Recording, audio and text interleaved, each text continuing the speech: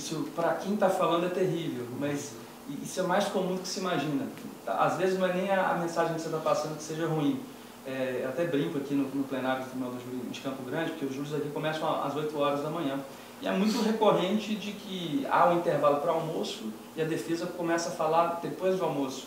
É terrível, a pessoa, para você conseguir prender a atenção daquela pessoa, olha, tem que ter muita criatividade, tem que ter muita assertividade, porque é muito difícil de manter a concentração o tempo todo durante o julgamento do Tribunal do Júri. Isso é uma coisa que vale como dica para vocês, pessoal. Você tem que prestar atenção nos sinais. Então, se você tem lá 7 jurados na sua frente, se o cara começou a dormir, você tem que dar um pulo, dar uma cambalhota, faz alguma coisa, grita, chora, para o cara acordar. Se o cara está lá, ouvindo o que você está falando, está fazendo não com a cabeça, e se todos os 7 que estão ali estão fazendo não com a cabeça, perceba que o seu argumento não está funcionando. Sim. Inverta, você tem que conhecer vários argumentos naquela situação. Você tem que prestar muita atenção para você ter uma noção daquele jurado que está ao seu favor e daquele jurado que não está ao seu favor. Isso vai ser fundamental no momento que você for fazer uma divisão, e talvez, se você vá a uma tréplica, ou talvez se você tenha uma oportunidade de falar, ou se você vai falar um pouco mais à frente, que você possa usar um argumento diferente que não vai prejudicar aquele primeiro que já está funcionando, mas que talvez pegue no coração daquele jurado que estava contra você.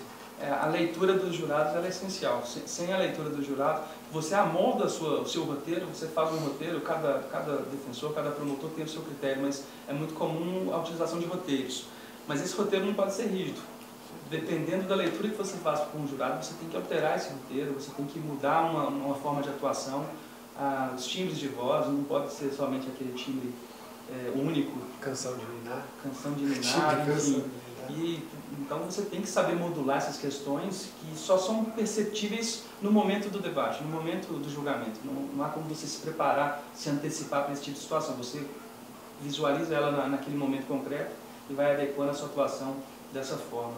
Então, são vários pontos que a atuação no plenário ela merece uma abordagem. Por isso que eu falo, a gente tem que voltar a debater aqui, doutor Marlon, para a gente, às vezes até especificando mais a atuação no plenário, a atuação pré-processual, fase de investigação, porque são tantos aspectos específicos que a atuação do Tribunal do Júri demanda que a gente precisa realmente de mais tempo para bater esse papo.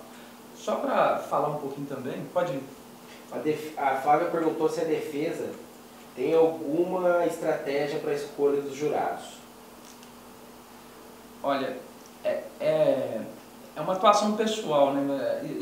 Eu costumo sim a tentar identificar dentro do corpo de sentença, melhor dizendo, dentre os jurados alistados, aqueles que podem efetivamente ter um viés mais defensivo e um viés mais punitivista. As pessoas, quando se faz a lista de jurados, é disponibilizada a profissão que cada jurado tem também por aí. Que normalmente está desatualizado. Sim, que sim. Nada impede que você, quando começar o seu júri, você pergunte para o jurado qual profissão que ele tem, o que ele faz da vida, esse tipo de coisa. Isso não é proibido. Você pode, antes do júri ali, perguntar para o jurado, não vai ter nenhum problema em relação a isso. Falar, qual é a sua profissão? Porque aquela lista, eu já vi, a lista está lá estagiário, e o cara já ser médico, residente, não sei aonde, e ainda está como estagiário na lista. Ou a lista está como professor e o cara hoje em dia ser advogado, ou ser policial e coisas do tipo. Sim, sim. Aqui em Campo Grande mesmo, já vários guardas municipais fazendo parte da lista, com todo respeito, mas eles não têm o mesmo grau de isenção de que teriam um cidadão civil comum. Então é uma preocupação que a gente tem de identificar dentro do corpo de jurados aqueles que possam efetivamente, seja para um lado ou para o outro, mas enfim, que eles tenham a sua imparcialidade comprometida. Porque se a imparcialidade for comprometida, o julgamento por completo ele é comprometido. E a gente quer também ter uma paridade de armas, quer ter uma situação de possibilidade efetivamente de exposição das ideias. Quando você pega um tipo de jurado que ele já tem um preconceito, uma preconcepção de acordo com as suas convicções pessoais, isso prejudica o julgamento como um todo. Hoje em dia nós temos uma grande facilidade, pessoal. As redes sociais. Dificilmente alguém não tem rede social. É claro que a defensoria faz uma cacetada de júris, dificulta um pouco esse tipo de busca, mas você, enquanto advogado, tem a obrigação de fazer uma busca em relação a todos aqueles jurados. Vai na rede social do cara, verifica. Se o cara está lá na rede social e ele colocou bandido bom, bandido morto, você tem que colocar um asterisco do nome dele. Para esse cara tem que ser, se ele for sorteado, você tirar ele do seu júri. Eu costumo dizer também, é até bom consultar, ver se o senhor concorda comigo, Eu costumo retirar dos meus júris qualquer pessoa que tenha posição política extrema, seja de esquerda, seja de direita. Sim. Qualquer das duas situações, eu entendo que são pessoas com opiniões formadas com difícil alteração. Pode ser até que essa opinião, na hora que chegar no júri, seja a meu favor, mas eu não posso correr o risco de ela ser contrária a mim e esse cara não vai mudar de opinião. Então, se o cara é totalmente de esquerda ou totalmente de direita, você percebe isso pelos comentários que ele faz na rede social, Sim. ele já ganha um asteriscozinho no meu júri lá para se por acaso ele foi sorteado, ele foi retirado, ele ser retirado. Inclusive, eu até já fiz um post sobre isso. Se existia, eu fiz um post que questionava o seguinte ponto: há algum tema proibido no tribunal do júri? Na minha opinião, o único tema proibido no tribunal do júri é política.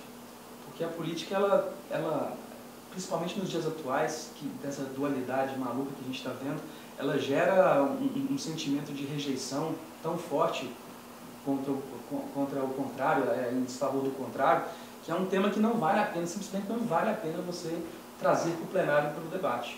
Até religião, até futebol, que são temas também que normalmente não se discute, eu levo para o plenário, religião principalmente eu levo muito para o plenário, mas política definitivamente é um tema proibido por conta dessas questões que você mesmo disse. O jurado que ele é extremista politicamente, seja para um lado, seja para o outro, ele não está aberto a novas ideias, a novas teorias, a novas concepções, e isso prejudica a sua imparcialidade, que seria o ideal para o julgador daquele caso. Você corre o risco de ele chegar com uma opinião pré-formada contra você, aí você pode falar, cambalhota, fazer o que você quiser, você não vai mudar a posição daquele cara. Sim. Claro que isso é uma regra que a gente coloca para a gente tentar evitar uma situação. Sim. Essa regra não se aplica a todo mundo, né? Todo mundo que é extremista de um lado ou de outro que não consegue mudar de opinião. Mas a gente trata como maioria. E como maioria, a gente, enquanto tribuno, não pode correr o risco de pegar um cara que está lá e esse cara ser completamente contrário a nós, a gente está lá falando que nem besta à toa. Então eu tenho até uma história, eu costumo fazer uma pesquisa muito criteriosa em relação a cada jurado. Se possível, eu vou descobrir tudo que eu posso a respeito daquilo. Se tem a facilidade das redes sociais, eu vou nas redes sociais, se não tiver, eu dou meu jeito para tentar descobrir alguma coisa. E eu tinha no júri que eu tinha um asterisco, eu tinha um cara com asterisco, só um cara com asterisco, que eu não podia dar lá de jeito nenhum. E o júri era com outro colega. E o outro colega, no último sorteado, no penúltimo sorteado, ele falou, era uma professora, e ele que estava fazendo o júri comigo, eram 2 réus no caso, ele me cutucou e falou assim: Marlon, professor não é bom. Era o penúltimo sorteado. Eu falei, tá bom, né? Eu já tinha negado uma castada de gente, então ele tinha o direito de negar também. Gastou nossa última negativa. Quem foi o último sorteado? Exatamente. O cara. Porque Murphy não deixa a gente em paz, nem mesmo no tribunal do júri. Sim. Então é uma pesquisa fundamental. Até para você ver, às vezes, a rede social te facilita e você consegue ver manifestações, inclusive em relação ao seu próprio caso. Sim. Com as redes sociais hoje em dia, e a tecnologia vai nos ajudar muito em relação a isso. Hoje em dia já tem mecanismos de você fazer um comparativo relacionado a opiniões, fazer um robozinho que vai buscar as opiniões daquela pessoa para você fazer um levantamento. Isso que usam para política hoje em dia, para eleger presidentes, sim, talvez nós possamos usar para defesa no tribunal do júri. Fazer um levantamento de quais opiniões aquelas pessoas têm e, principalmente, dentre as opiniões que elas têm, qual argumento seria mais interessante para tocar aquele ponto. Você está lá diante de 7 pessoas diferentes que nem sempre são tão diferentes assim. Sim. Então, às vezes, pode ter um argumento que pega em todos e, às vezes, os argumentos eles não precisam ser contraditórios. O argumento ele vai atingir uma pessoa, não vai atingir tanto a outra, mas o segundo que você usar vai atingir aquela e não vai estragar o que você fez naquela primeira. Ó, a pergunta do Dante Burso. Pergunta aos doutores, como costumam atuar em casos que existe grande divulgação pela mídia? Casos em que já exista uma pré-condenação? Esses casos, efetivamente, são os mais complexos, porque não é a simples divulgação pela mídia do caso que gera, por exemplo, uma hipótese de desaforamento, então não é tão simples assim. Mas, por óbvio, nesses casos, o jurado ele já chega no julgamento conhecendo ao menos um pouco a história do processo. E me preocupa muito esse tipo de situação, porque a história do processo que é contada pelos meios de comunicação, com todo respeito aos jornalistas, mas normalmente é uma história com pitadas de sensacionalismo. E isso, principalmente para a defesa, é terrível e acaba prejudicando muito. Para vencer esse tipo de situação, eu acho que o plenário tem que ser muito bem feito mesmo, tem que ser, eu acho que essa situação tem que ser escancarada no próprio plenário também, porque a gente não pode fingir que nada está acontecendo, que nada aconteceu, tem que ser explorado sim, mas é uma dificuldade a mais. Se a gente normalmente já entra, eu brinco que quando a gente entra no plenário, a gente já entra perdendo de 7-0, porque já houve a primeira explanação do próprio juiz ao dizer sobre o caso, o debate inicial é feito pelo Ministério Público, então são 1h e 30 minutos de acusação do Ministério Público. Então, quando você entra no plenário, você entra perdendo por 7-0. Quando é um caso de repercussão que a mídia já enfrenta, a gente já entra no plenário perdendo de 25-0. Os 25 jurados que estão sentados ali, sem ter ouvido o Ministério Público, já têm uma opinião formada. Então, é uma dificuldade muito grande de se vencer esse tipo de situação. Mas é trabalho mesmo, é enfrentar essa questão. Eu acho que colocar os pingos nos is, enfrentar essa situação, mostrar como às vezes a mídia ela extrapola o seu dever de informar e coloca elementos que não estão no processo, por exemplo.